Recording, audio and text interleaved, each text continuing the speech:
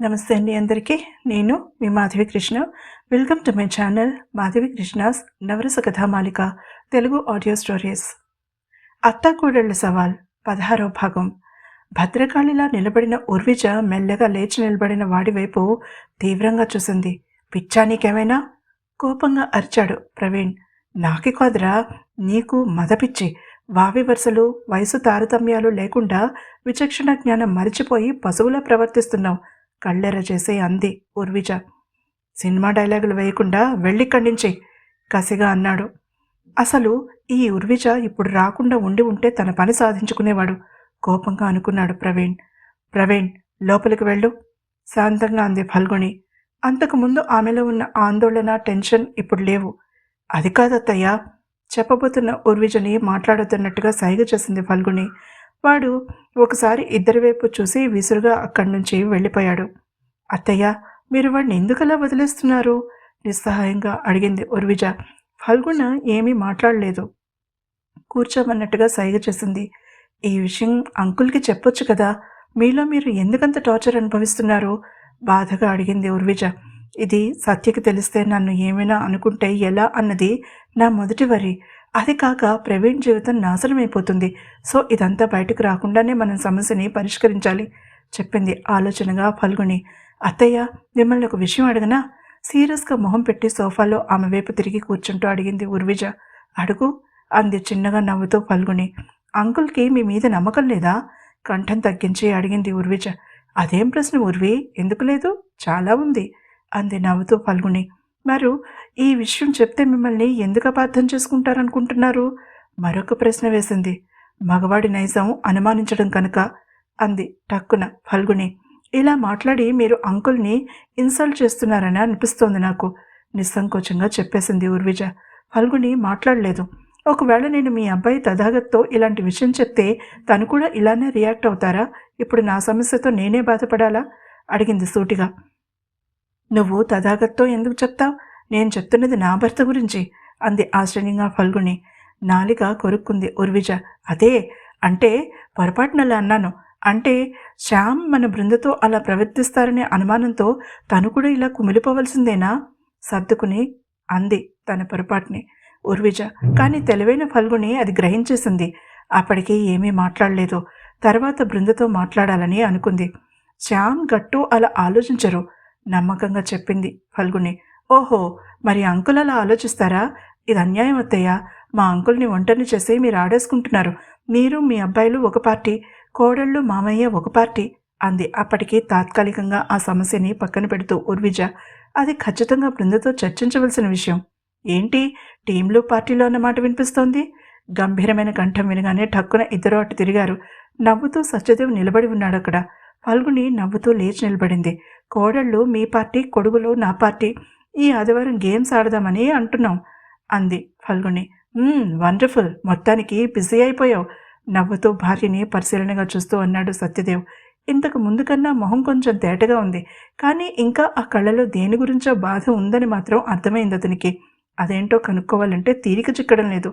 బృంద తమ జీవితాల్లోకి వచ్చాక ఫల్గుణి గురించి నిశ్చింతగా ఉన్నాడు తను. శ్యామ్, బృంద 10 రోజులు ఊళ్ళో ఉండరని అనుకున్నాక ఫల్గుణి ఒంటరిదైపోతుందని ఆందోళన పడ్డాడు. శ్యామ్ తన తల్లి గురించి ఎంత ఆలోచిస్తాడో అతను చేసిన ఈ ఏర్పాటే తెలియజెప్తోంది.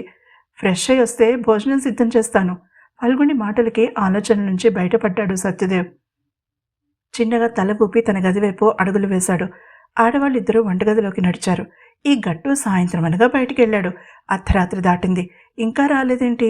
సెలవు పెట్టానని అనడమే గాని ఇంటి పట్టున ఉండడమే లేదు కంప్లైంట్ చేసింది ఫల్గుణి. ఏదో ముఖ్యమైన పని ఉండి అలా వెళ్ళవలసి వస్తుందని అన్నారత్తయ్య. పాపం తప్పించుకోలేని పని అనుకుంటా. బుద్ధిగా వెనకేసుకొస్తున్న ఉర్విజని ఓరగా చూసి ముసిముసి నవ్వులు నవ్వుకుంది ఫల్గుణి. ఈ విషయం తన టెన్షన్లో పడి అస్సలు గమనించనే లేదు. అర్జెంటుగా ఉదయమే బృందకి కాల్ చేసి ఈ విషయం చెప్పాలి గట్టిగా నిర్ణయించుకుంది ఫల్గుణి. అదే సమయానికి తథాగత్ ఒక వ్యక్తిని అనుసరించిపోతున్నాడు. ఆ వ్యక్తి నగల షాప్ దగ్గర బృందని కౌగులించుకోవాలని చూసిన వ్యక్తి. వాడి మీద 3 రోజుల నుంచి నిఘా పెట్టాడు తథాగత్. ఈరోజు అతని శ్రమకి ఫలితం దక్కబోతోంది. వాడు ఎవరినో కలుసుకోవడానికి వెళ్తున్నాడు. ఆ వ్యక్తిని తను పట్టుకోగలిగితే చాలు. జుట్టులోకి అరచేతిని పొనిచ్చి వెనక్కి దువ్వుకుంటూ నిశ్శబ్దంగా నీడల మాటున అతన్ని అనుసరిస్తున్నాడు తథాగత్. వాడు అటు ఇటు చూసుకుంటూ నిర్జనంగా ఉన్న ఆ వీధిలో అప్పుడే మూస్తున్న బార్ దగ్గరికి వెళ్ళాడు. సమయం పూర్తిగా అర్ధరాత్రి కూడా కాలేదు. అప్పుడే ఆ బార్ మూసేయడం తథాగత్కి వింతగా అనిపించింది.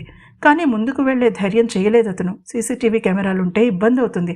అలా అనుకోగానే ఆ బార్ పేరు చూశాడు. Menaka bar and restaurant.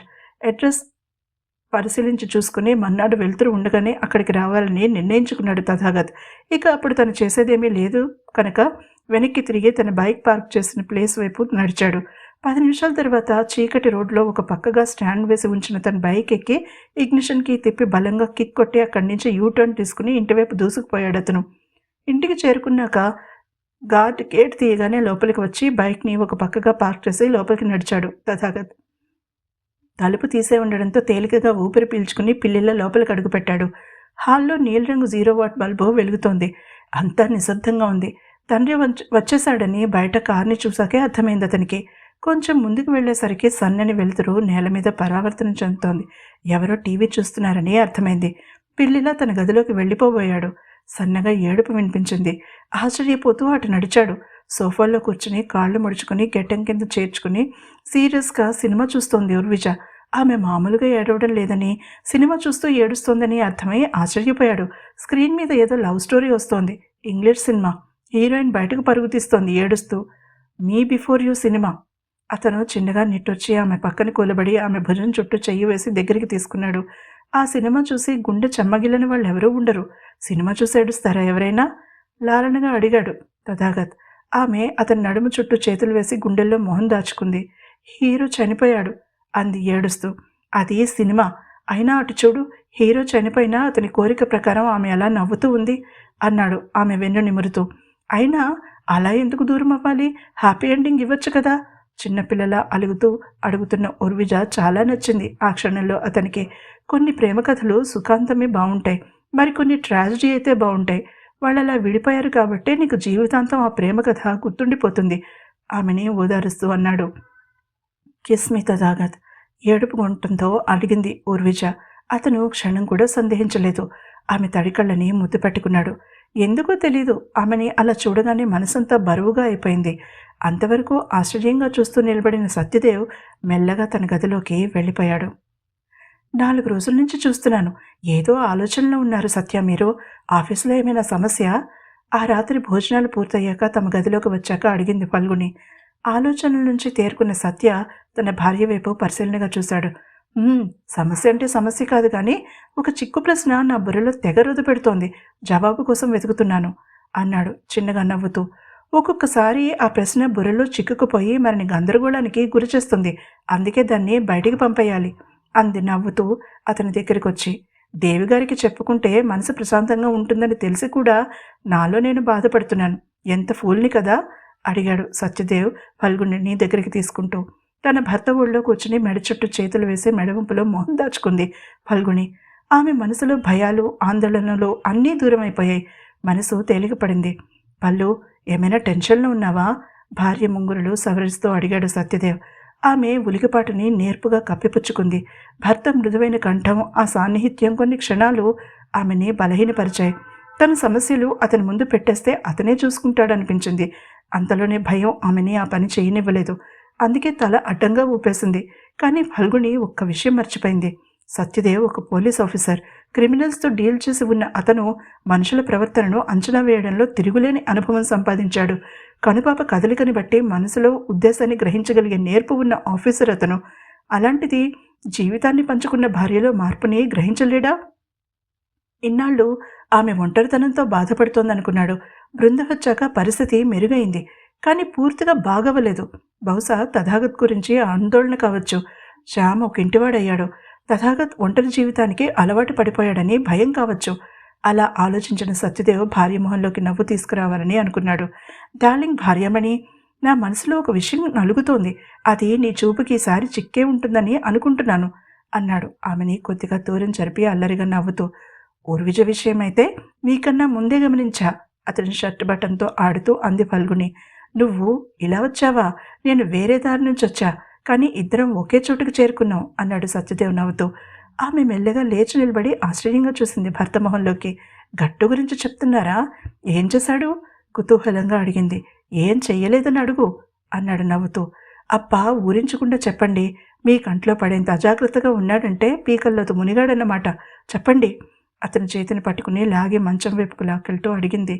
అతను లేచి భార్యని అనుసరించి మంచం మీద ఆమెకెదురుగా కూర్చున్నాడు. అంతవరకు ఆమె కళ్ళలో ఉన్న నైరాస్యం మాయమై సంతోషం తళుక్కున మెరుస్తోంది నక్షత్రాల్లాగా. అతను నవ్వాడు. ఆ రొమాన్స్ని నేను నీకు చెప్పాలంటే కొంచెం ఖర్చవుతుంది. తీరికగా హెడ్ బోర్డు కానుకుని కూర్చుంటూ అన్నాడు ప్రత్యర్థితో చర్చలకు వచ్చిన డాన్ లాగా. కలికాలం నిజాయితీ గల పోలీస్ ఆఫీసర్ ఇలా లంచం అడగడం అన్యాయం. పెదాల మాటను నవ్వు దాచుకుంటూ సీరియస్గా అంది ఫల్గుణి. డ్యూటీ అవర్స్లోనే పోలీస్, ఆ తర్వాత నీ రౌడీ ఆమెని బలంగా తన మీదకి లాక్కుంటూ అన్నాడు సత్యదేవ్. మీ వయసు గుర్తుందా? రేపో మాపో మనవలు కూడా వస్తారు, గుర్తు చేసింది ఆనందంగా అతని గుండెల్లో ఒదిగిపోతూ ఫల్గుణి. ఏజ్ అనేది ఒక నెంబర్ మాత్రమే అని చాలామంది చెప్పగా వినే ఉంటావు, కానీ నేను అలా చెప్పను. పరుగు తీస్తున్న వయసు జస్ట్ ఒక నెంబర్ మాత్రమే కాదు ఫల్గుణి. నీతో గడిపిన ప్రతి క్షణాన్ని నాకు గుర్తు చేసే మ్యాజికల్ ఫిగర్. అంటే ఎంత ఎక్కువ వయసు ఉంటే నేను నీతో అంత ఎక్కువ రొమాన్స్ చేసినట్టు, అన్ని మధురమైన జ్ఞాపకాలని మూటగట్టుకున్నట్టు అంటున్న భర్త వైపు ప్రేమగా చూసింది ఫల్గుణి. మీ దగ్గర ఎప్పుడూ ఏదో ఒక కొత్త విషయాన్ని నేర్చుకుంటూనే ఉంటాను అంది అతని గరుకు చెంప నిమురుతూ. నీతో గడిపి ఇలాంటి ప్రతి క్షణం నాకు ఏదో ఒక కొత్త అనుభూతిని కలిగిస్తూనే ఉంటుంది పల్లు, ఆమె పెదవులను అందుకుంటూ చెప్పాడు సత్యదేవ్. వయసు పెరిగే కొద్దీ ఆలుమగల మధ్య బంధం గట్టిపడుతుంది. అప్పుడు చనువు తగ్గుతుంది. అదే తప్పు.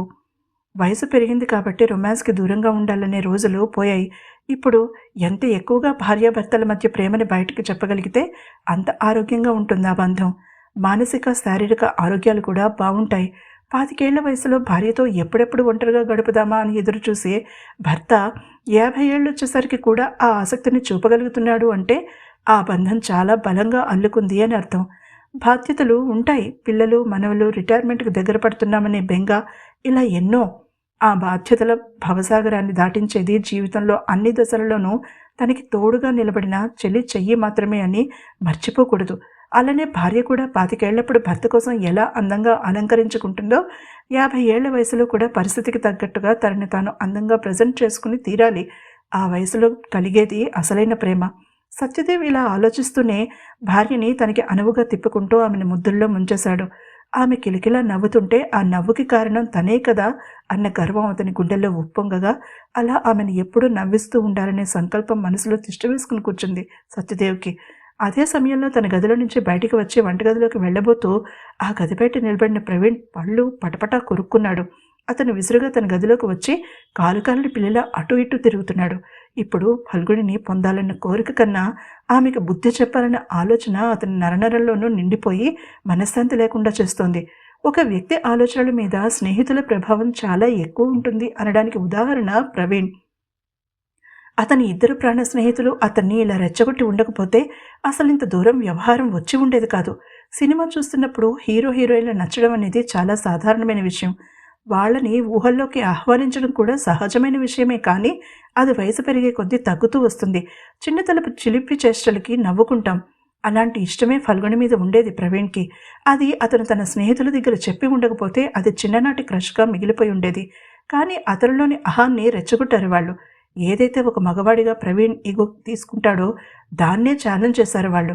రే, ఎన్నాళ్ళు పడుతోందేంట్రా ఒక ఆంటీని పడేయడానికి, అందులోనూ అంకుల్ ఇంట్లోనే ఉండడంటున్నావు, నీకు చేత కాకపోతే చెప్పు, నేనొస్తా.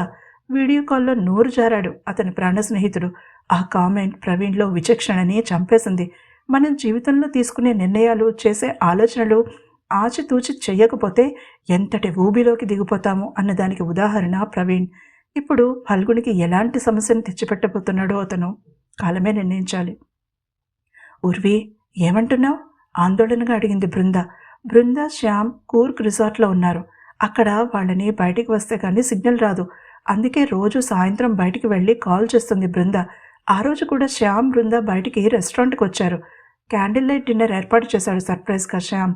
చిరుజల్లు పడుతూ ఉంటే ఆ ఖాళీ రోడ్డు మీద శ్యామ్ చెయ్యి పట్టుకుని నడవడం ఫేవరెట్ చర్య అయిపోయింది బృందకి. ఇప్పుడు కూడా అలా నడుస్తూ కబుర్లు చెప్పుకుంటూనే అక్కడికి వచ్చారు. నీ ఇష్టమైన పని మొదలుపెట్టు, ఇంకెందుకు లేట్, నవ్వుతూ ఆట పట్టించాడు ఆమెని శ్యామ్. అతను ఇంటికి తాను చేసే ఫోన్ కాల్ గురించి మాట్లాడుతున్నాడని అర్థమైన బృంద అందంగా సిగ్గుపడింది.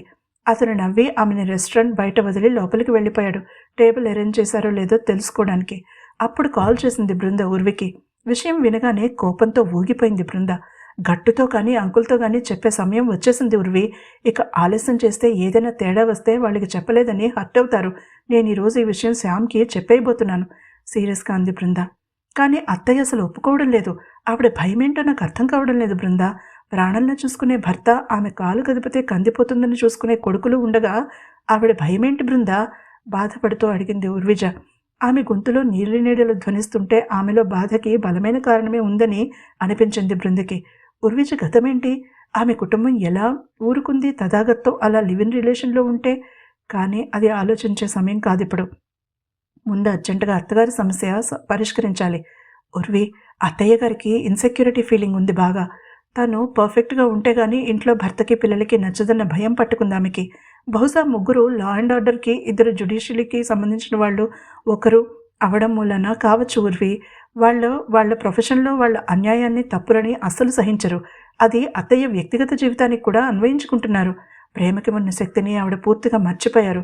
ముందు ప్రవీణ్ సమస్యని అర్జెంటుగా పరిష్కరించాలి అంటూ ఏం చేయాలో చెప్పింది బృంద. ఆమె ఒకప్పుడు తండ్రి చాటు బిడ్డ, కానీ గత 3 ఏళ్లుగా జీవితాన్ని ఒంటరిగానే ఈదుకొస్తోంది. ఇలాంటి సమస్యలు ఆమెకి కొత్త కాదు. అందులోనూ శ్యామ్ ఆమెకి ఎన్నో విషయాలు చెప్తున్నాడు. తమ చుట్టూ ఎంతటి మురికి పట్టిన క్రైమ్ ఉందో చెప్తుంటే భయంతో అతన్ని అల్లుకుపోయింది. కానీ బయట మాత్రం కాదు, ఇంట్లో కూడా అలానే ఉంటే ముందు ఇల్లు ప్రక్షాళన చేయవలసిన బాధ్యత తనది అనుకున్న బృంద మెదడు పాదరసంలా పనిచేసి టకటకా చెప్పడం ప్రారంభించింది. శ్రద్ధగా విన్న ఉర్వి ఎక్సైట్ అవుతూ కాల్ కట్ చేసింది. తర్వాత అత్తగారితోనూ పక్కనే ఉన్న మామగారితోనూ ఒక 5 నిమిషాలు మాట్లాడి పెట్టేసిన బృంద లోపలికి నడిచింది చిన్నగా నిట్టూర్చి. ఇంత ప్రేమ చుట్టుకుని ఉన్న అత్తగారు అలా భయపడుతుంటే ఎటువంటి అండాదండా లేని ఒక మామూలు ఆడపిల్ల పరిస్థితి ఏంటసలు? చాలా సమస్యలు మన మనసులోని భయం వలనే పెనుభూతాలే మనని భయపెడతాయి. బహుశా శ్యామ్తో వారం రోజులు ఏకాంతం, సాంగత్యం వల్ల బృందకి ఆ విషయం అర్థమై ఉండొచ్చు. కానీ మనసులో భయాలు భర్తతో నిజాయితీగా పంచుకోమని తనకి సలహా ఇచ్చిన అత్తగారు తను ఆ పని ఎందుకు చేయలేకపోతోంది? ముందు ప్రవీణ్ సమస్యని శ్యామ్తో చర్చించాక అత్తగారి అసలు సమస్యని గురించి కూడా తనతో షేర్ చేసుకోవాలి అనుకుని దృఢ నిశ్చయంతో అతని ఎదురుగా కూర్చుంది. అయిపోయాయా మాటలు? తన కోసమే ఎదురుచూస్తున్న శ్యామ్ అందంగా నవ్వుతూ అడిగాడు. లోపల లైట్లు లేవు. ప్రతి టేబుల్ మీద ఒక అందమైన కొవ్వొత్తి మాత్రం స్టాండ్ మీద నిలబెట్టబడి వెలుగుతోంది. పైన లాంతర్లా గాజుతో చేయబడిన అమ్మాయి ఆకారం ఉంది. పక్కనే కంచుతో చేయబడిన వాజ్లో ఒకే ఒక గులాబీ ఉంది. పసిరివర్ణం కాంతి ఇద్దరి మొహాల్లోనూ పరివర్తనం చెంది వింతగా మెరుస్తున్నాయి. బృంద శ్యామ్ కుడి చేతిని తన 2 చేతుల్లోకి తీసుకుంది. థ్యాంక్ యూ అంది ఇష్టంగా అతని వైపు చూస్తూ. అతను ఏమైందన్నట్లు కళ్ళతోనే ప్రశ్నించాడు. ఏమీ లేదన్నట్టుగా తల చిన్నగా అడ్డంగా ఊపింది బృంద. అతను నవ్వాడు. మౌనంగా ఇద్దరూ తమ తమ ఫుడ్ని ఆర్డర్ చేశారు. ఏం ఆలోచిస్తున్నావు బృంద? తను ఆర్డర్ చేసిన పన్నీర్ ఫ్రైడ్ రైస్ చెంచాతో ఆమె నోటికి అందిస్తూ అడిగాడు శ్యామ్. మీ గురించే ఆలోచించకుండా చెప్పేసింది నోరు తెరిచి అతను అందించినది తింటూ. తన ప్లేట్లో బిర్యానీ అతనికి అందించింది. అవునా, నాకు ప్లేస్ ఉందా నీ బుర్రలో ఆలోచనల్లో? అల్లరిగా అడిగాడు తింటూ శ్యామ్. అత్తయ్య గురించి ఎక్కువ ఆలోచిస్తానని అనుకుంటున్నారు కదా అడిగింది కళ్ళలో టెన్షన్ కనిపిస్తుండగా. అమ్మకి నువ్వు అంత దగ్గరైనందుకు నాకు కోపమేం లేదు బృందా. ఇన్ఫ్యాక్ట్ ఆశ్చర్యంగానూ ఆనందంగానూ ఉంది ఆమెకి ధైర్యం చెప్తున్నట్టుగా అన్నాడు శ్యామ్. ఆమె తేలికగా ఊపిరి పీల్చుకోవడం స్పష్టంగా కనిపించి అతనికి నవ్వొచ్చింది. సాధారణంగా అత్తగారంటే పడదు కదా కోడళ్ళకి, అలానే అత్తగారికి కోడళ్ళంటే పడదు. మరి మీ ఇద్దరికీ ఇంత రేపో ఎలా కుదిరింది? ఆసక్తిగా అడిగాడు శ్యామ్. ఆమె నవ్వింది. ఎందుకంటే ఈ బంధం కన్నా ముందు మా మధ్య స్నేహబంధం ఏర్పడిందని మర్చిపోకండి అంది నవ్వుతూ. ఓ, అలా వచ్చావా? సరే కానీ ఇప్పుడు చెప్పు, ఎందుకు టెన్షన్ పడుతున్నావు? మృదువుగా అడిగాడు. నీకెలా తెలుసు? ఆశ్చర్యపోయింది. నీ కళ్ళు చెప్తున్నాయి అన్నాడు కొద్దిగా ముందుకు వంగి. పాత సినిమా పాట పాడేస్తున్నారా అడిగింది నవ్వుతూ. పాటలు కూడా మన మాటలే కదా అన్నాడు. నాకు మీరొక మాట ఇస్తే నేను నా టెన్షన్ని మీతో పంచుకుంటాను. మీ దగ్గర నా టెన్షన్ ఏది దాచనని మాటిచ్చాను మీకు. కానీ నేను చెప్పే విషయం వల్ల మీరు ఆవేశపడకూడదు, మూడ్ ఖరాబ్ చేసుకోకూడదు కండిషన్ పెట్టింది. అతను కొన్ని క్షణాలు ఏమీ మాట్లాడలేదు. అది నువ్వు చెప్పే విషయం మీద ఆధారపడి ఉంటుంది బృందా మాట ఇవ్వకుండా అన్నాడు శ్యామ్. అతని నిజాయితీకి ఆమె మెచ్చుకుంటున్నట్టుగా చూసింది. సరే, మీ ఆవేశాన్ని నేను అదుపు చేయగలననే అనుకుంటున్నాను అంది బృంద. ఆ పని చేయడానికి ప్రయత్నించకు బృంద. ఆవేశంలో నిన్ను హర్ట్ చేస్తే మన మధ్య దూరం పెరుగుతుంది సీరియస్గా అన్నాడు శ్యామ్. మెల్లమెల్లగా తమ మధ్య వాతావరణం టెన్షన్తో నిండిపోతోందని గ్రహించింది బృంద. మీరు ఆవేశపడకపోతే నాకు కోపం వస్తుంది శ్యామ్. ఎందుకంటే నేను చెప్పే విషయం తీవ్రత అలాంటిది. అందుకే నేను ఈ ఓపెన్ ప్లేస్‌లో చెప్పడానికి నిశ్చయించుకున్నాను. ఎందుకంటే కొంత కాకపోతే కొంత విచక్షణ మిమ్మల్ని ఆపుతుందని నాకు తెలుసు అంది బృంద. అప్పటికి వాళ్ళు తినడం పూర్తి చేశారు. ఆ కొవ్వొత్తి వెలుతురులో బృంద అందం రెట్టింపైనట్టుగా ఉంది శ్యామ్‌కి. అతని ఫోకస్ మొత్తం ఆమె అందాల మీద, గదికి వెళ్ళాక తాము గడపబోయే మధురమైన క్షణాల మీద ఉంది. మాట్లాడుతున్నాడు కానీ అతని ఏకాగ్రత ఎక్కడ ఉందో ఆమెకి అర్థమవుతూనే ఉంది.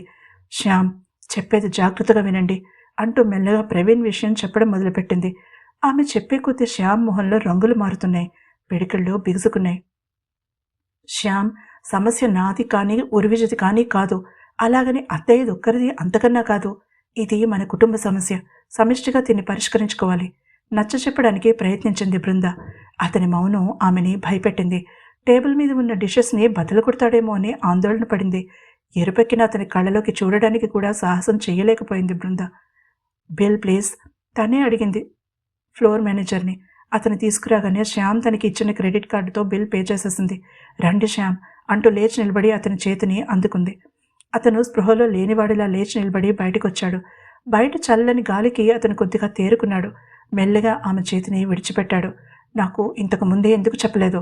కామ్గా ఉన్న అతని కంఠం ఆమెకి వెన్నులో చలి పుట్టించింది. జారిపోతున్న ధైర్యాన్ని ప్రోధి చేసుకుంది. చెప్తే ఏం చేసేవారు? అడిగింది బృంద. చంపేసేవాణ్ణి అక్కడే, అప్పుడే ఆవేశంగా అన్నాడు శ్యామ్. అందుకే చెప్పలేదు. వెంటనే వచ్చింది బృంద నుంచి రిటార్ట్. అతను కోపంగా చూశాడు ఆమె వైపు. ఆమె కళ్ళలో కొన్ని క్షణాలు భయం కదలాడి మాయమైంది. తను శ్యామ్ని ఎదుర్కోక తప్పదు. అనుకున్నది గుట్టు చప్పుడు కాకుండా సాధించాలంటే శ్యామ్ ఆవేశాన్ని అదుపు చెయ్యక తప్పదు. లేకపోతే అత్తగారు అసహ్యకరమైన పరిస్థితుల్లో ఇరుక్కుపోతుంది. ఇంటి గుట్టు వీధిలోకి లాగినట్టు అవుతుంది. ఆ ఆలోచన రాగానే ఇక వెనుతిరిగి చూడలేదు బృంద. శ్యామ్, ఆవేశం అన్ని వేళలా మంచిది కాదు. కోపంతో మీరు వాటిని చావగొడితే చుట్టాల మధ్యలో పరువు పోయేది అత్తయ్యకి. అంత శక్తివంతుడైన పాండవులు కూడా కీచకుణ్ణి రహస్యంగానే చంపారు కానీ తమ శక్తిని నలుగురి మధ్యలో బాహాటంగా ప్రదర్శించలేదు. కంఠంలోకి కొంచెం తీవ్రత తెచ్చుకుంది బృంద. ఆవేశాన్ని ఎదుర్కోవాలంటే నెమ్మదితనం పనికిరాదు. ముళ్ళుని ముళ్ళుతోనే తీయాలి అన్నట్టుగా ఆవేశాన్ని ఒక్కొక్కసారి ఆవేశంతోనే అదుపు చేయాలి. ఇప్పుడు శ్యామ్ని అలానే ఎదుర్కొంది బృంద. ఇది మన ఇంటి పరువుతో లింక్ అయి ఉంది శ్యామ్. ఆవేశపడితే అత్తయ్య పరువుని అంటే మావయ్య పరువుని కూడా బయటపెట్టిన వాళ్ళం అవుతాం. అంతేకాదు, ప్రవీణ్ ఉజ్వల భవిష్యత్తుని పాడు చేయడం అత్తయ్యకి ఇష్టం లేదు. నేను తాత్కాలికంగా ఈ సమస్యని దాటవేయడానికి ప్లాన్ చెప్పాను. ఉర్వి ప్రవీణ్ని బిజీ చేసి గట్టుతో ఎంగేజ్ చేస్తుంది. గట్టుకి చెప్పాలి ఇంకా. అది మీరే స్వయంగా చెప్తే బెటర్ అని శ్యామ్ వైపు సవాల్ చేస్తున్నట్టుగా చూసింది. ఎలాంటి స్పందన లేదు అతని నుంచి. ఆవేశపడి వాడిని కొట్టడం చాలా తేలిక శ్యామ్. కానీ ఆలోచించి సమయం చూసుకుని వాడు మరి లేవకుండా మానసికంగా దెబ్బ కొట్టడం చాలా కష్టమైన పని. మీరు రౌడీ కాదు, లాయర్ అనే విషయం మర్చిపోకండి. ఆవేశాన్ని తెలివిగా మార్చుకుని పదును పెట్టండి. లేదు, నాకంత ఓర్పు లేదు, నేను ఇప్పుడే బయలుదేరి వాడి ప్రాణం తీసేస్తానంటే మీ ఇష్టం. నేను అడ్డు చెప్పను. కానీ అత్తగారి దృష్టిలోనూ నా దృష్టిలోనూ మీరు ప్రవీణ్ మీద ఓడిపోయినట్టే. ఆఖరి అస్త్రం ప్రయోగించింది. ఆమె ఆ ఆఖరి మాటలు అతని ఆవేశాన్ని పూర్తిగా అదుపు చేశాయి. ఆమె చేతిని పట్టుకుని విసురుగా తన దగ్గరికి లాక్కున్నాడు శ్యామ్. అప్పటికి ఇద్దరూ తమ రిసార్ట్ దగ్గరికి వచ్చేశారు. విశాలమైన ఆ రిసార్ట్ ఒక మట్టి రోడ్డు లోపలికి ఉంది. అక్కడ ఒకే ఒక స్ట్రీట్ లైట్ వెలుగుతోంది. ఆ భాగం మాత్రం వెలుతురుతో నిండి ఉంది. అతను ఆమెని బలంగా తన శరీరానికి అదుముకుంటూ ఆమె నడుమును బిగించి పట్టుకున్నాడు. అప్రయత్నంగానే తనను తాను బ్యాలెన్స్ చేసుకోవడం కోసం అతని భుజాల మీద చేతులు వేసి పట్టుకుంది బృంద. ఈ శ్యామ్ సుందరి ఎప్పుడూ ఓడిపోడు బృందావనమాలి. లాయర్గా కాదు, కొడుకుగా ఈ సమస్యని ఎలా పరిష్కరిస్తానో చూడు. మీ అత్తాకోడళ్ల సవాల్కి సరైన సమాధానం చెప్తాను. ఆ ప్రవీణ్ గారు మళ్ళీ ఏ స్త్రీ వైపైనా కన్నెత్తి చూడాలంటే 1,00,000 సార్లు ఆలోచించేలా చేస్తాను అంటూ తన పెదవులని ఆమె పెదాల దగ్గరికి చేర్చాడు. ఛాలెంజ్ యాక్సెప్టెడ్ మిస్టర్ శ్యామ్ అని ఆమెకి దూరం జరిగాడు. ఆమె కళ్ళు మిలమిలా మెరిశాయి ఆనందంతో. తన శ్యామ్. అయితే మనం వెనక్కి బయలుదేరుతున్నామా? నిరాశని కవర్ చేసుకుంటూ అడిగింది. What you think? ఆమె చేతిని పట్టుకుని రిసార్ట్ గేట్లోకి ప్రవేశిస్తూ అడిగాడు నవ్వుతూ. ఆమె ఆశ్చర్యపోయింది. అతను అంత వెంటనే అలా రిలాక్స్డ్గా అయి నవ్వుతాడని అనుకోలేదు. అతని మొహంలో ఎలాంటి టెన్షన్ కానీ క్రోధం కానీ లేవిప్పుడు. I think we have to pack, ఒక నిర్ణయానికి వచ్చిన దానిలా చెప్పింది బృంద. అతను నవ్వుతూనే ఆమెని స్విమ్మింగ్ పూల్కి ఎదురుగా ఉన్న తమ కాటేజ్ వైపు నడిపించాడు. లోపలికి ప్రవేశిస్తూనే అతను గది తలుపు వేసి కిటికీ దగ్గరికి వెళ్ళి నిలబడ్డాడు. బృంద సూట్ కేసు తీసి తమ లగేజ్ సర్దడానికి సిద్ధమైంది. బృంద, మనం వెళ్ళడం లేదు అంటూనే తన మొబైల్ తీశాడు. ఆమె ఆశ్చర్యంగా చూసింది అతని వైపు. నేనక్కడ లేకపోయినా అమ్మకి రక్షణ కవచంలో ఎలా నిలబడతానో అమ్మకి రుజువు చేయాలి నేను అన్నాడు నవ్వుతూ. అతని కళ్ళలో బాధ మెరిసి మాయమైంది. శ్యామ్, అత్తయ్యకి నీ మీద నమ్మకం లేక ఈ విషయం దాచలేదు. ఈ వయసులో ఇలాంటి సమస్య తనకింటి అన్న ఫీలింగ్తో దాచారు. మామయ్య కూడా హర్ట్ అవ్వకుండా చూసే బాధ్యత మీది చెప్పింది బృంద. గట్టు కూడా అన్నాడతను. గట్టు కూడా అంది సూట్ కేసుని యథాస్థానంలో పెట్టి అతని వైపు అడుగులు వేస్తూ. చాలా కష్టమైన టాస్క్నే ఇచ్చావు భార్యమణి అంటూ గదిలో అటూ ఇటూ తిరగడం మొదలుపెట్టాడు శ్యామ్. అతన్ని డిస్టర్బ్ చేయదలుచుకోలేదు బృంద. మంచం నడిమధ్యలో బాసంపట్టు వేసుకుని కూర్చుని కుడితోడిపై తన మోచేతిని ఆనించి అరచేతికి చెంపని ఆనించుకుని కూర్చుంది అతన్ని గమనిస్తూ. అమ్మ సమస్య తీర్చడం కష్టం కాదు, నాన్నకి గట్టుకి కోపం రాకుండా చూడడం పెద్ద సమస్య అన్నాడు. అతను తన చేతిలో ఉన్న మొబైల్ వైపు చూసి కాంటాక్ట్ లిస్ట్ స్క్రోల్ చేశాడు. శ్యాము, అట్నుంచి తథాగత్ గొంతు మందరంగా వినిపించింది. ఏం చేస్తున్నావురా, అంత మెల్లగా మాట్లాడుతున్నావు అడిగాడు శ్యామ్ కుతూహలంగా. ఉర్విజి గదికి వెళ్ళడానికి ప్లాన్ చేస్తూ బయటకు వచ్చాను ఇప్పుడే అన్నాడు మరింత మెల్లగా అట్నుంచి తథాగత్. వెంటనే నీ గదికెళ్ళు, రొమాన్స్కి ఇంకా టైం ఉంది. తన భార్య వైపు చూసి కన్ను కొట్టి అతని కాట్లు వేశాడు. ఆసక్తిగా చూస్తున్న బృంద అందంగా సిగ్గుపడింది. అటు నుంచి వెంటనే అలర్ట్ అయ్యాడు తథాగత్. తన గదికి చేరుకున్నాడు.